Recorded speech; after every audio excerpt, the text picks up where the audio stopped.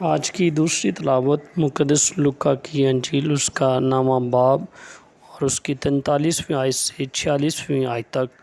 اور سب خدا کی عظمت دیکھ کر حیران ہوئے، اور جب سب ان سب کاموں پر تعجب کرتے تھے جو وہ کرتا تھا، تو اس نے اپنے شاگردوں سے کہا کہ یہ باتیں تم اپنے کانوں میں رکھو کہ ابن انسان انسانوں کے ہاتھ میں حوالہ کیا جائے گا، مگر وہ اس بات کو نہ سمجھے، بلکہ یہ ان سے پوشیدہ رہی، یہاں تک کہ انہیں معلوم نہ ہوا، اور وہ اس بات کی بابت پوچھنے سے ڈرتے تھے۔